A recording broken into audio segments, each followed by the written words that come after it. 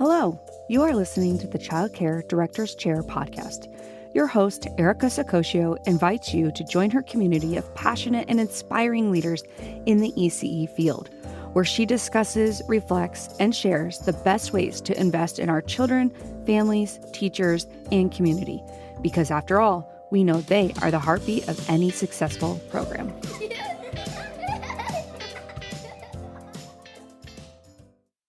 Are you ready? Are you ready? Are you ready to make your back to school event the highlight of the year? Picture this: families buzzing with excitement, children engaged in creative activities, and everyone leaving with a smile. I don't know about you, but that is definitely something I want to happen at my childcare centers. And in today's episode of Kickstart with a Bang, we're unlocking the secrets to crafting an unforgettable kickoff event that will welcome families and children to your childcare center with open arms. I don't know about you, but I am Italian and I am all about hugging. So whether you're aiming for educational extravaganza or a fun-filled fair, we've got 10 dynamic ideas and actionable steps to ensure your event is the talk of the town. So let's dive in and turn your event into a memorable celebration of learning and community. Thank you for tuning in to the Child Care Director's Chair podcast. I am your host, Erica Sakosio, and I am so happy you are here today. I don't know about you, but I love a good celebration, and back to school seems like a great time to do that. So let's start with just something super simple. You can do a themed welcome party. The idea is host a themed party based on popular children's interests, such as a superhero party, a fairy tale party, or even a space theme. I know in years past, I've been doing this so long, but in years past, I can remember we did a Star Wars themed party, and it was so fun. I'm not sure who had the most fun, if it was the kids or the teachers. To me, that's a win-win when I couldn't tell the difference. We had some not really cartoon characters, but, characters come in from Star Wars. Chewbacca was there, which is my husband's absolute favorite. They walked in, there were stormtroopers. There was all these different characters. The kids went crazy. So something just so super simple like that. So your actionable steps will look like: choose a theme, plan the decorations that align with that theme, organize themed activities like costume contests or interactive games. Also prepare themed snacks and drinks that fit the party's look. So at that same particular event, we had a preschool teacher who was so good at making all kinds of cookies and goodies and things like that. And I remember she had made probably like 5 or 6 different Star Wars themed snacks. But one I can remember in particular was the chocolate dipped pretzel rods that then had little star sprinkles on them. And they were like lightsabers, and the kids talked about them for months. So, you could just do a welcome party and make it fun. Another thing you could do is more of a carnival family fun fair, where you organize a fun fair with various booths and activities for families to enjoy together. And again, this is it doesn't take a whole lot of effort. You can set up some booths with activities such as face painting, arts and crafts, and mini games.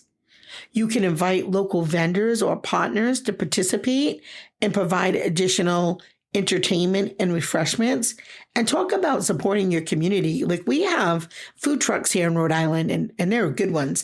But you can invite a couple food trucks to this event too, if you're expecting a large number of people. So that's a nice little crossover. And, anytime that there's food, people come. So food trucks make sense to me. It doesn't cost the center any additional money, and people can just buy right through that small business as well. So it's a win-win. Make sure, though, that you create a schedule for activities to ensure that all of your booths are staffed by enthusiastic volunteers. Now, the volunteers certainly could be some parents. It could be teachers. And if you have a school-age program, you can even tap into your older students, which we have done many, many times over at our program. Some of the favorite things, if you have some staff that are really good sports, they really love the dunk the teacher, if you can rent a dunk tank, or the pie plate that's full of Cool Whip and try to get that on the teacher. Those are always kind of like, everybody likes to do those. Another thing too that you could do that would be really fun is those are so well received that you could actually charge for that. Like, I don't know, 5 balls for $1 or whatever it is, $5, dunk the teacher, and then use those funds towards buying a new computer for the classroom or something for the school itself. So, there's a lot of ways that you can make this as big as you want or as small as you want. Another kickoff that could be really nice is a meet and greet picnic. Now, you can host a casual picnic, which is not a whole lot of effort, but families can mingle with staff and each other in a relaxed setting. So that takes a lot less effort than setting up a carnival or a big, Star Wars themed type of event. You can arrange for picnic tables or blankets and provide a variety of easy to eat foods. You can also plan ice-breaking games and activities to encourage conversation and connections, and provide informational packets about the center's program and staff introductions. So this is a nice way for parents and teachers to just talk when they're not supervising children, when you get new families or they're moving from one classroom into your classroom. It's just a really fun way. And don't forget to take those pictures for your social media as well, of course, with consent, but it's just a wonderful way to show the variety of ways that you reach out and include families in your program. Another activity idea could be an interactive open house. You can transform your center into a lively open house with interactive stations where families can explore different areas. So you can set up stations with a variety of activities such as a sensory play zone or a story corner or a demo classroom. You can offer guided tours and Q&A sessions with teachers and staff, which I think is super fun and a great way to kind of pass the torch, if you will, and grow leaders in your program. The more that teachers feel like they're part of the bigger picture, the more received they will be and the more open to these ideas they will be. And prepare a welcome speech to introduce families to the center's philosophy and upcoming year's highlights. I typically like to do that during my open houses for my families that currently attend. And I'll go over what they can expect during the school year and how we assess children and just, what the learning domains are and the way that we teach and the differences between a toddler room and a pre-K room or an infant room and a toddler room. So we usually like to do that.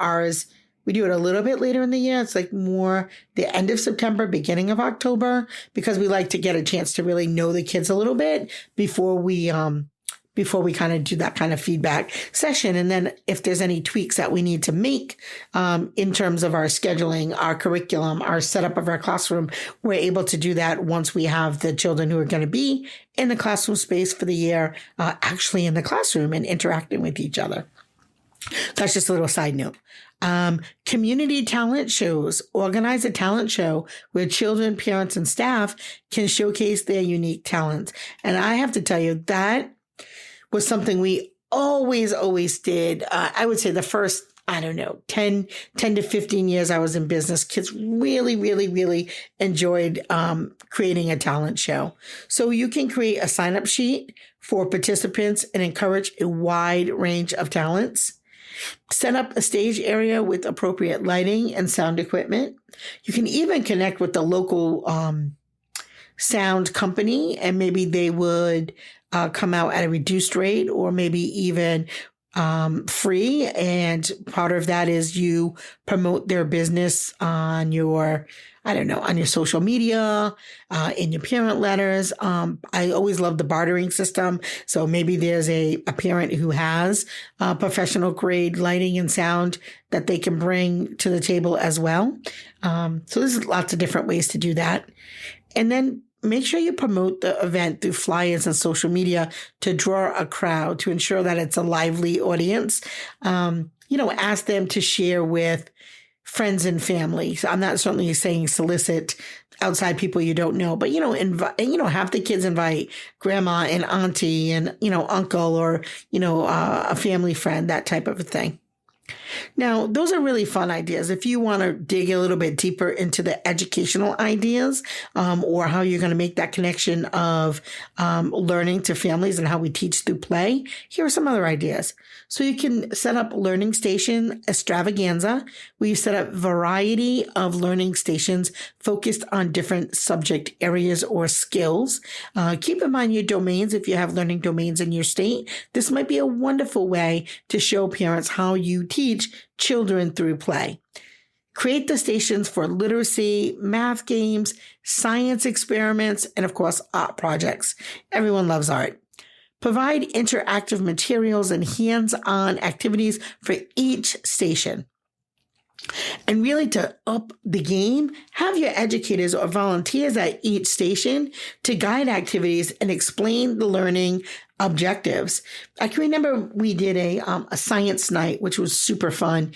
And each teacher did 2 or 3 stations, and we used the really biggest 2 classrooms. We merged them together, and we did all kinds of fun things. But I remember the sand table had dinosaur bones and excavator type of tools and little brushes, and they had the little hats and the little vests, and that seemed to be one of like the favorite learning stations there.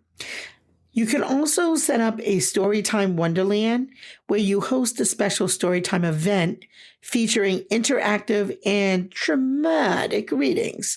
You might have some teachers. I know the way I read a book is very, well, you can already imagine, is very interactive and live and get the kids involved. And so to do that, or you can be very dramatic because, I love drama too. You can invite local authors and teachers to read their favorite children's books, incorporate props, costumes, interactive elements to engage children.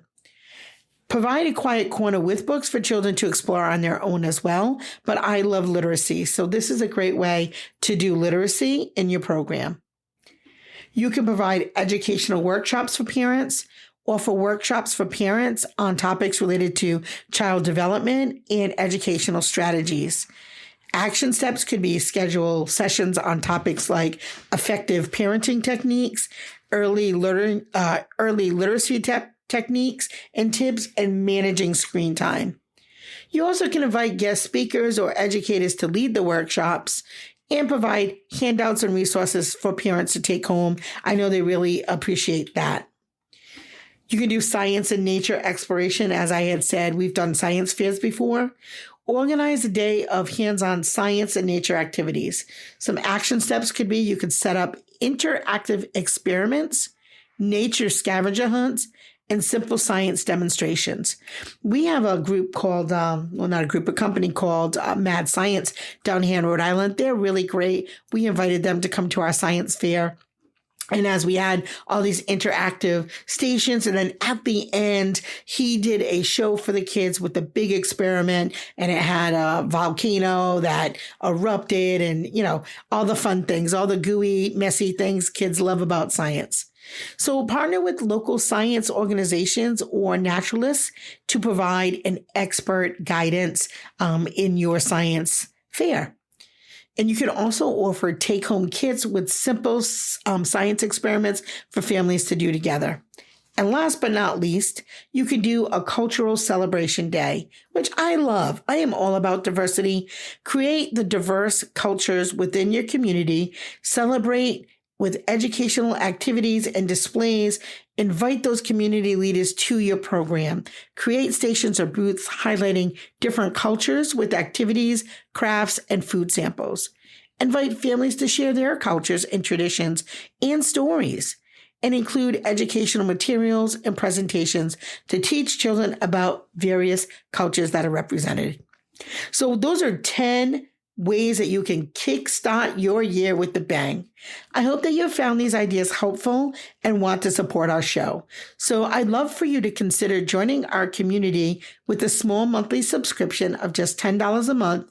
You can support and help us create more valuable content for you and fellow childcare professionals. Plus, you can cancel at any time.